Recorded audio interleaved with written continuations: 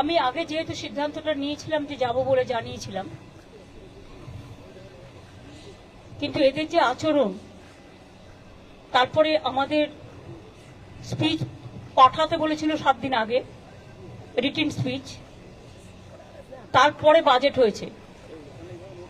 বাজেটেও যেভাবে বাংলা সহ opposition স্টেটগুলোকে total বঞ্চনা করা হয়েছে, বিমাতৃসুলভ আচরণ করা হয়েছে, তার জন্য আমরা এই ডিসক্রিমিনেশনটা, এই পলিটিক্যাল বায়াসনেসটা মেনে নিতে পারছি না।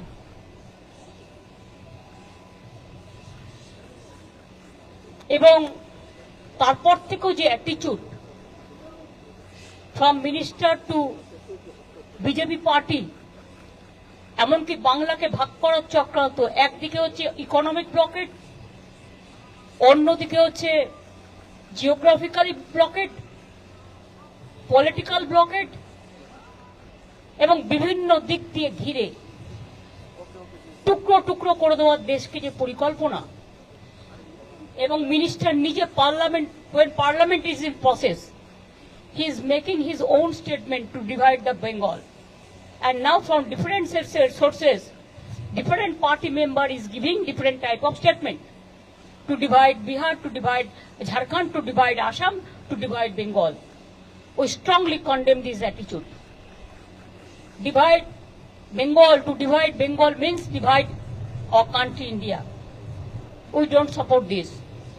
সেই জন্য আমি মনে করি এই সিচুয়েশনে টু রেকর্ড আওয়ার ভয়েস, আমি জাস্ট যাচ্ছি, কিছুক্ষণ থাকবো, ভয়েস রেকর্ড করতে দিলে রেকর্ড করব, না হলে প্রতিবাদ করব, করে বেরিয়ে আসব। সুতরাং চেষ্টা করব